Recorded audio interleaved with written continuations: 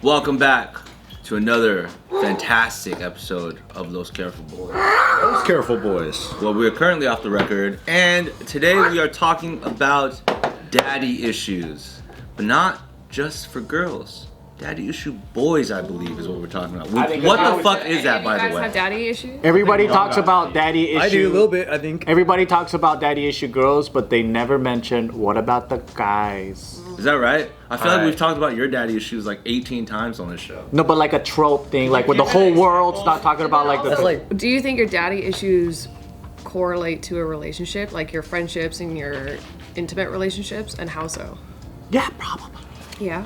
Can you give us an example trope of like the dad, the son, and then what The happens? example trope of a daddy issue girl is someone who has no real idea of what a father or male should act like, so they imagine that person and they never can get that person that they imagine, and then they also try to confine in older men because they need the replacement of the daddy's love. It's like a dependence. Yeah. So that's the whole kind of stereotype of like, oh, she got daddy issues. That's why she's always going for like older dudes that are like, you know, whatever. Or whatever, you know, no trusted man or whatever it is. Yeah. Then what might be a trope and or stereotype of a daddy issue for a guy in an Asian household?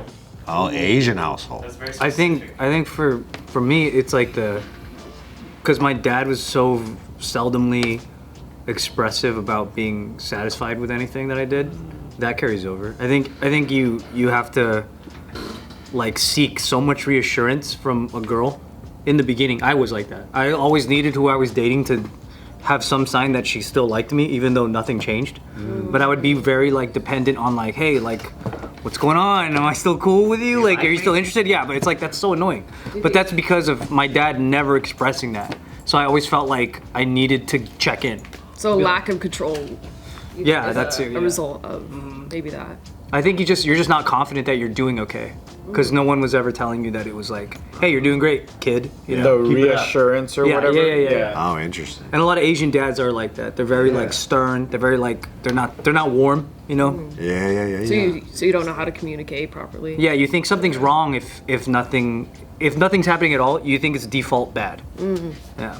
Interesting, because I never really thought about daddy issues if your dad stuck around, but I can see that too, because it's more like having that weird relationship. But did you have abandonment issues? I would say I don't know if I have full-on daddy issues because I had my father up until 14. Oh, okay. And then so like at that age I'm kind of I wouldn't say full grown, but like, you know, you're formidable years. So like I'm not growing up like wondering how like a two parent household would work like, because they did that as a child, and then we did have normal stuff. I would just say like maybe the biggest thing I probably took away from that was every time there was an argument or it didn't work out, then like it was easy to leave or them leave me. And it was just like, you don't really stick around. Yeah. Okay. So it was like the abandonment was like probably my way of like, oh yeah, it's just not gonna work out. But then when I was with girls who have both parents, like for them, it's like, oh, we can work through this. Or if you have an argument, you still stick around or whatever. It's not like it's all over. Yeah. Yeah.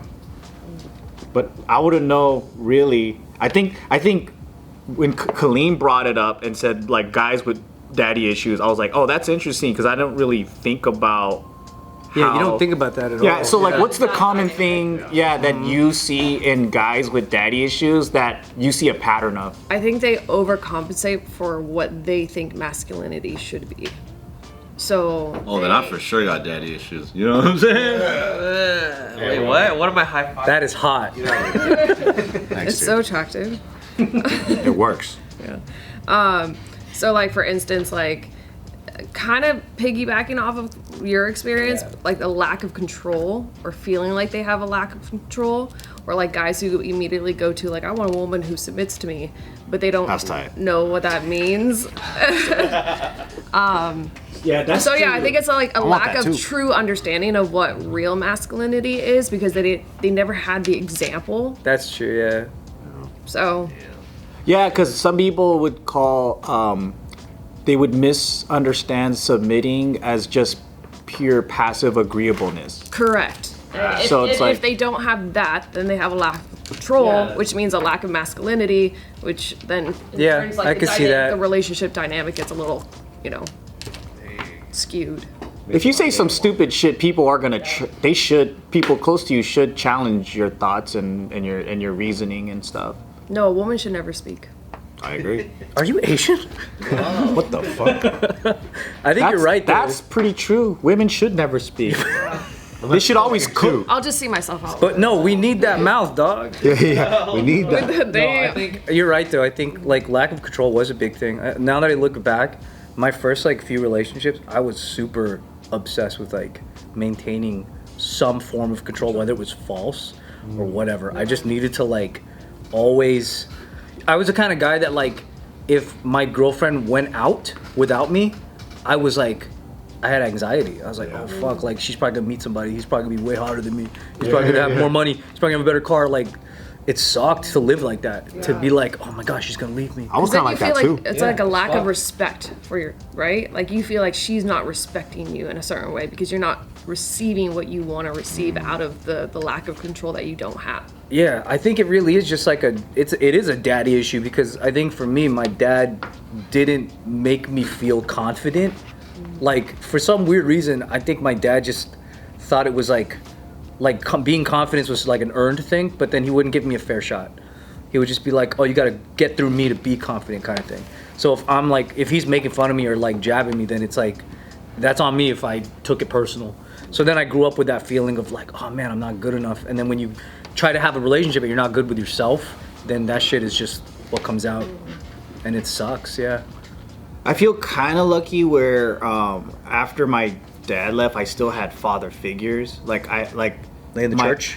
Yeah, like I have my uncle who was. So the thing is, both my dad and my uncle had positions of what kind of seems to be power. Like my dad sings at the church, right? So there's an audience, and then my uncle, he's a pastor at the church, so there's an audience. So they're kind of like in front of a stage or So on leadership the stage. figures, yeah.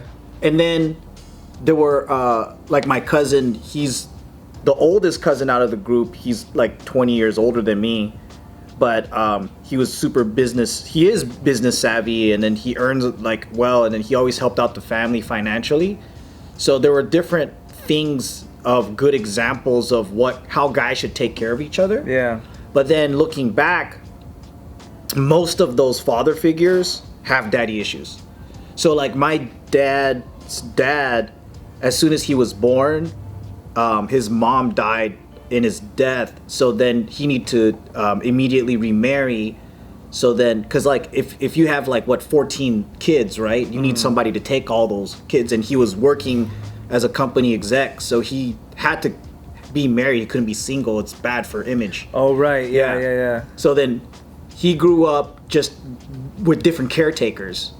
And then my uncle, his mom was getting beat up and all that, abused. So then she took him and they ran away and lived in a fucking barn until she remarried. Shit. Yeah, so then they didn't really have that's probably why they grew up so fucked up too. So it's like the blind leading the blind. Yeah. So I'm like, sometimes I think we look at our fathers and hope they had all the answers and guidance, but then when you get to a certain point, you realize they're working it out too, and they just don't know. Yeah, so you're saying all dads have had daddy issues and their dads had daddy issues. It's like it just gets in my circle, yeah, except for my cousin. I think he had both parents and they're pretty solid people. But I would say but that's not blood relative. So everybody else I would say is like Where was your dad born? Tokyo.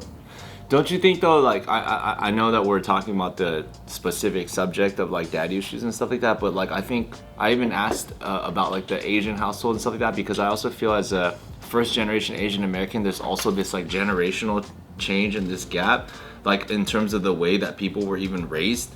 Yeah. You know? Well, yeah, no one says I love you. There's no verbal like But that's what I'm saying. Yeah. Even the idea that like same thing. Like my dad is the fourth oldest kid amongst 12 brothers and sisters, right? So I imagine the idea of like the attention that his father might have been able to give him amongst like 12 brothers and sisters versus me sitting over here in America being like, I'm your one and only son. How come I'm not getting? You know what I'm saying? Like, because maybe he wasn't fed that same type of like love and or communication. But then it's like, besides just daddy issue, it's also like, well, that was a totally different lifestyle. Yeah. You know what I'm saying? Like out here in our generation, nobody's trying to have fucking 12 kids anymore. Right. It's just a different mentality. It's a different lifestyle. time. Yeah. And same with us, when we're, you know, as we're growing up, we're thinking about having children. We're not thinking about that same type of way. So you know what I'm saying? Like there's a whole shift. Yeah, it's hard for them and mentality because they're trying to raise an American kid and they were never American. Yeah. I think that's a huge one too. Yeah. Because like we see all of our friends who are more Americanized and their parents maybe more educated, maybe more emotionally like intelligent, maybe more self-aware. So like they might have a different upbringing and you're just like kind of jealous of that. I remember thinking that like why the fuck are their families more like reasonable and sensible? And why the fuck do I have a bunch of cavemen in my family that just like throw fists and yell all the time, you know? That was a huge Yeah. That for sure. So how do you fix your daddy issues if you can't repair that relationship with your father? If that's not the circumstance. For me, I think it was being able to, well, I don't even know if I'm fully fixed, but I think it's, you have to see the patterns that you're continuing. So I noticed that like, we're like sponges, right? We'll absorb some things that they do and then we'll do it, but in a different way. For example, let's say they were physically abusive. I might not be physically abusive, so I'm just like, yeah, man, like I'm good. I'm not abusive, but then I could be verbally abusive. And not know that I'm doing the same shit but in a different way. Yeah. So then I think if you can catch that and then kind of, it always appears when you're not in control. Yeah. It's like your default like status when you're not really what is it called? Logical. Yeah, and then think of all the areas that you want to improve in probably, that it's like maybe if you want to be more verbal in the way you express your love and you just never understood how to do that, and then the only way to do it is seek out people that do it well. Yeah. Dude, you know what's a really sad thing that hit me when I like turned 30? Was I thought about my dad and I was like, was he really that bad of a dad? And then I think about it and I'm like, yeah, he wasn't the softest person. He wasn't very like empathetic. He's very hard, but he was a really good provider. And then I think about that and I'm like, I started to be afraid that I might become the inverse of him, where I'm just a fucking cool ass dad, but I'm also a deadbeat cool ass dad. And that fucking destroyed me because I'm like, I still can't match up to how good of a provider my dad was. Was he that bad of a dad? And is being a great dad but not a good provider also a bad dad? You know what I mean? Which one would I rather have? That's so true. A dad that was just in tune with my emotions but couldn't buy me fucking private school? Which Also, one is you're good? so busy being a provider. You may not have time to be the best dad. And I think that's what happens a lot of the time. And especially like for my parents, right? My mom was a stay-at-home. My dad was working a lot, and I think growing up, I would hear rumblings from my mom and my sisters about like, you know, they would complain about my dad like not doing this, not doing that. So when I grew up, so much of my messaging was like, oh, negative. And as I got older and I kind of pulled the lens back, then you realize like, oh, this is just their point of view on the whole entire situation. But they're not taking into account all the other stuff of like, yeah, he's the one that has to work. He has to provide for all of us, right? And you know, sometimes that balance isn't there, but at the time that's like the kind of the roles of everyone in the house. So it's like that's what he has to do. And then kind of like what you said, like I'm in that phase right now too, where I'm like, in my head growing up, I would always hear, you know, my dad was like a bad dad or whatever the fuck, right? Whatever kind of negative messaging I would hear.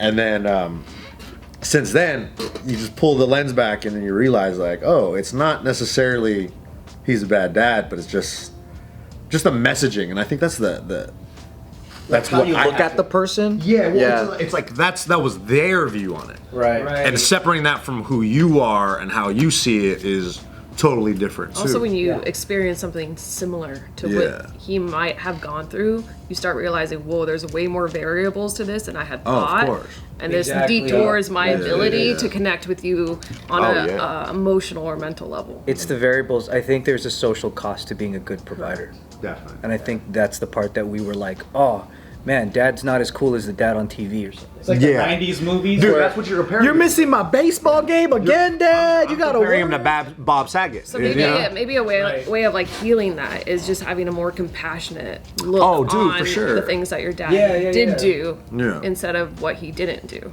Right. And it's also, it's going to happen inevitably. Your kid is not going to understand something about you. No. Right. You know, you're going to be a bad dad in some way that you thought was justifiably good. And it does take time for, you know, as like you go through the seasons of life. Like, you know, in your 20s, there's one season, in your 30s, another season. So it's like, I think as when you hit your 30s, as you work more, as you experience more in life, you see that how much more complicated life is, and it's not like black and white. And I feel like for me in my 20s, everything was black and white to me. Everything was like, it's either this or that, and there's no in between. Yeah. And then you're starting to see, as you get older, and just meet more people, have conversations with more people from different walks of life, you go, oh shit, this is so different. and you realize, like, oh shit, my life was actually so much better than you had previously thought growing up. Yeah. And you go, oh, you're just a little bitch, you're a little pussy. Dad's We not. also learn a lot about our daddy issues when we like choose to have children. And when we see the things like Joe was saying that did get passed on, or the things that we chose not to like replicate. Yeah. You know what I'm saying? And being conscious of that, because I've been like, for example, I know I got daddy issues when I started seeing the pattern of like when I'd watch like movies and TV shows. No matter how sad a story was or the character's like, you know, hardships was, I would like never cry.